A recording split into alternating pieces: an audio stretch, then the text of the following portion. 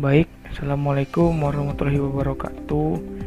Jadi pada kesempatan kali ini saya Thomas Akadapi akan mencoba menjelaskan tentang sistem reservasi paparazzi barbershop saya. Sebelumnya perkenalkan, nama saya Thomas Akadapi, berasal dari Sistem Informasi Reguler A 2018 dengan NIM 0903 1281823033. Baiklah, kita akan masuk ke slideshow PowerPoint saya langsung saja.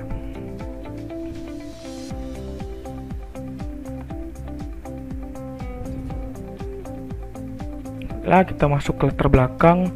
Latar belakang proyek yang dilaksanakan adalah untuk mempermudah dalam segala aktivitas produktivitas yang ada dalam paparazzi barbershop, baik itu mulai dari sistem reservasi, pelayanan, dan juga yang lain-lain.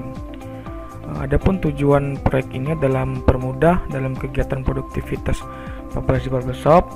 Yang kedua itu memberikan pelayanan yang lebih baik dalam proses reservasi paparazzi barbershop. Yang ketiga, meningkatkan produktivitas dan efektivitas pengerjaan dalam reservasi di paparazzi barbershop itu sendiri. Adapun sasaran dan manfaat dari proyek ini adalah sasarannya itu perusahaan paparazzi barbershop itu sendiri, dan manfaatnya untuk meningkatkan produktivitas dari barbershop yang bersangkutan serta mengaktivitaskan waktu dalam pengerjaan reservasi. Baiklah, kita masuk untuk penjelasan work breakdown struktur atau biasa kita sebut dengan tabel WBS.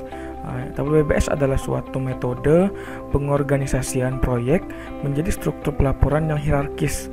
WBS ini juga digunakan untuk memecah dan menjabarkan tiap proses pekerjaan menjadi lebih detail sehingga lebih mudah dipahami. Hal ini dimaksudkan agar proses perencanaan proyek memiliki tingkat yang lebih baik, baik itu mulai tingkat waktu, biaya dan lain-lain. Baiklah, kita masuk ke tahapan-tahapan yang ada dalam proyek. Itu ada 5. Yang pertama pengumpulan data, yang kedua itu ada analisis masalah, yang ketiga itu ada desain, yang keempat ada coding dan testing, dan yang terakhir adalah menggunakan sistem. Sumber daya yang digunakan dalam proyek ini ada 2 macam, yaitu staff, di mana staff ini memiliki peran yang bersifat universal, artinya bisa membantu tenaga ahli lain. Namun tenaga ahli sendiri hanya memiliki peranan yang bersifat khusus yang memiliki kemampuan yang memang sangat dibutuhkan. Baik, kita next. Adapun beberapa staff yang digunakan itu ada technical writer, di mana technical writer ini memiliki peranan dalam menyusun komunikasi teknis berbentuk buku panduan sehingga para staff lain atau tenaga ahli lain bisa mempelajari dengan baik. Selanjutnya itu ada staff supporting, yaitu memiliki peranan dalam membantu beberapa aspek yang diperlukan. Dan yang ketiga itu ada administrator, yaitu memiliki peranan dalam mengelola seluruh kegiatan yang ada. Dan yang terakhir itu ada interviewer, memiliki peranan dalam mengajukan beberapa pertanyaan kepada pengguna untuk meningkatkan sistem yang ada. Di sini tidak hanya saja mengajukan pertanyaan secara wawancara, namun juga melakukan riset dan juga riset lapangan seperti itu. Adapun tenaga ahli yang digunakan di sini ada beberapa. Yang pertama itu ada business analyst, di mana business analyst ini memiliki peranan dalam melakukan analisa bisnis yang terjadi dalam sistem informasi paparazzi barbershop tersebut. Selanjutnya ada juga sistem analis, di mana sistem analis ini adalah memiliki peranan dalam melakukan analisis sistem yang nantinya akan diimplementasikan ke dalam sistem reservasi paparazzi barbershop tersebut.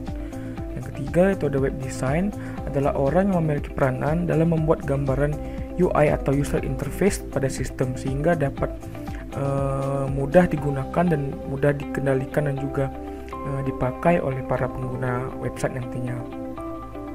Lalu ada programmer.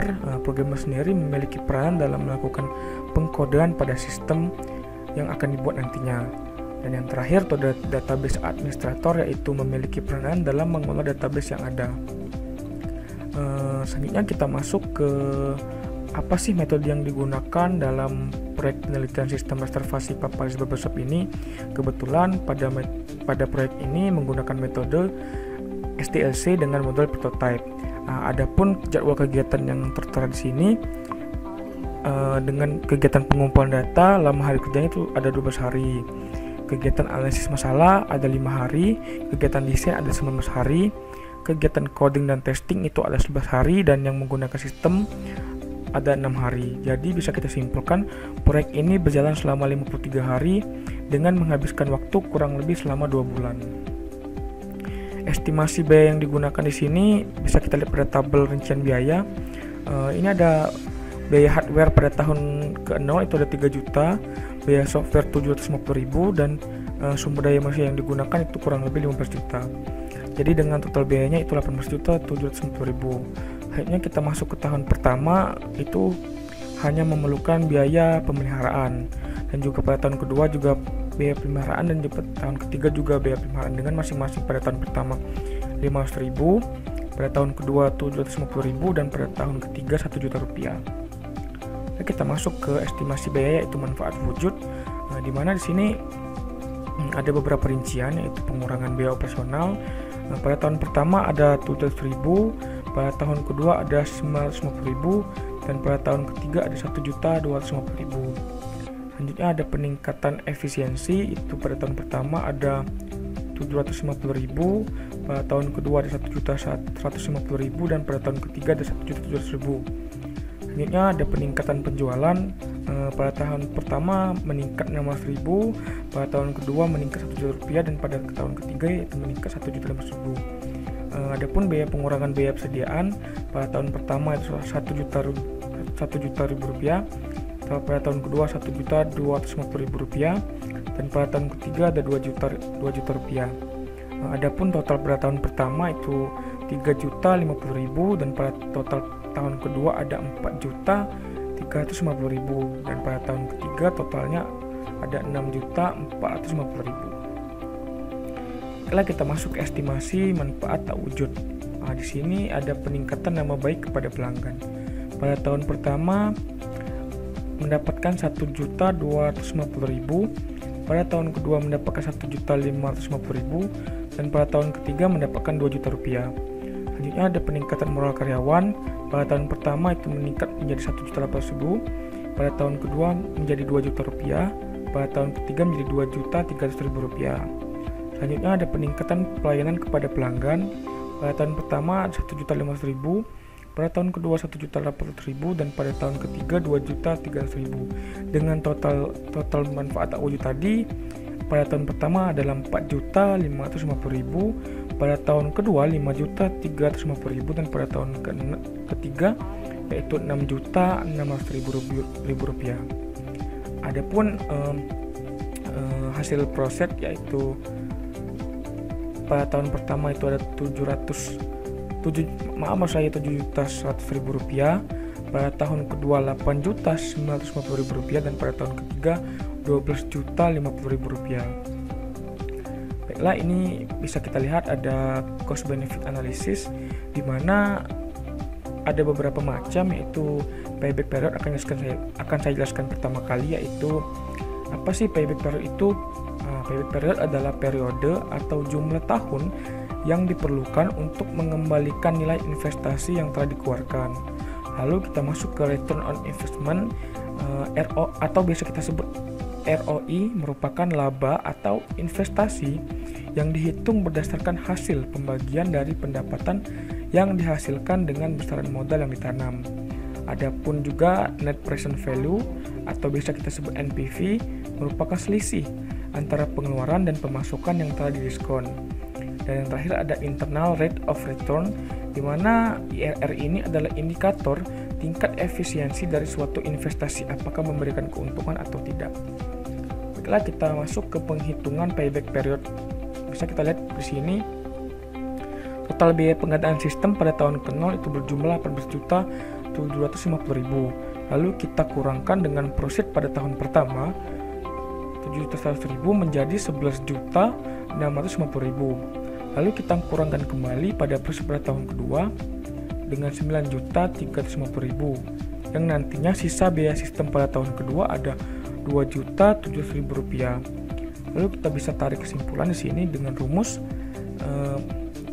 sisa biaya sistem pada tahun kedua dibagi dengan sisa biaya sistem pada tahun pertama dikalikan 1 tahun. Kita masukkan yang tadi sisa biaya sistem pada tahun kedua itu 2.750.000 dibagi 11.650.000 dikali dengan 1 tahun, di mana akan mendapatkan 0,23 tahun. Sehingga payback period sudah dapat dicapai pada tahun kedua. Adapun secara detailnya adalah 2,23 tahun. Dapat kita simpulkan bahwa rancangan sistem ini mencapai titik impas atau break even point pada waktu 2,23 tahun, di mana sistem mulai mendapat keuntungan pada tahun ketiga. Selanjutnya kita akan masuk ke return on investment. Dengan metode presentase manfaat, sistem dapat dibandingkan dengan biaya yang dikeluarkan.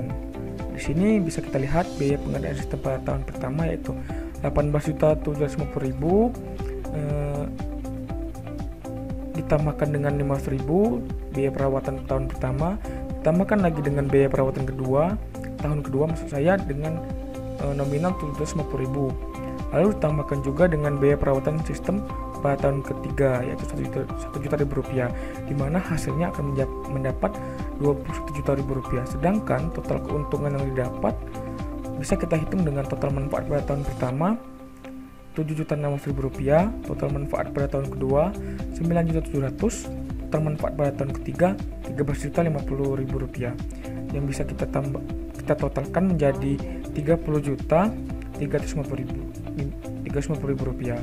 Mana kita bisa dapat hitung ROI-nya yaitu dengan total manfaat dikurang total biaya dibagi total biaya dikali 100%.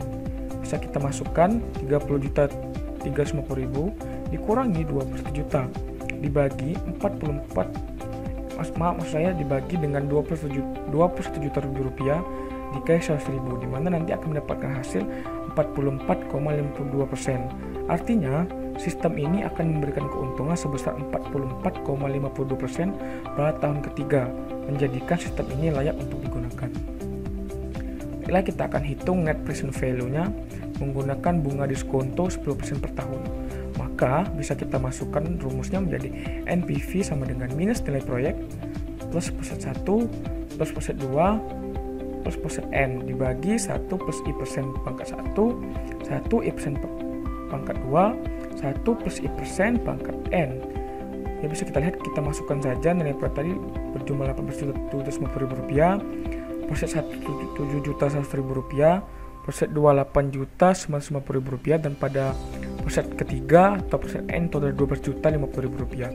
Dapat kita hitung dan hasilnya akan menjadi 4.154.583 rupiah, di mana NPV ini nilainya lebih dari 0. Nah, yang bisa kita tarik kesimpulan bahwa proyek ini dapat dilaksanakan. Baiklah, kita masuk ke internal rate of return. Di sini mencari tingkat bunga yang menjadikan jumlah sekarang dari tiap proyek yang ingin didiskontokan dengan tingkat bunga yang sama besarnya. Misalnya kita ambil contoh begini, I1 10%, maka NPV satunya itu 4.154.584 rupiah. Jika I2 nya 15%, maka NPV 2 nya akan kita hitung, masukkan rumusnya seperti tadi, dimasukkan kembali dan mendapatkan hasil 2.288.383 rupiah. Dari hasil ini dapat kita masukkan ke rumus IRR seperti yang pada slide saya ini.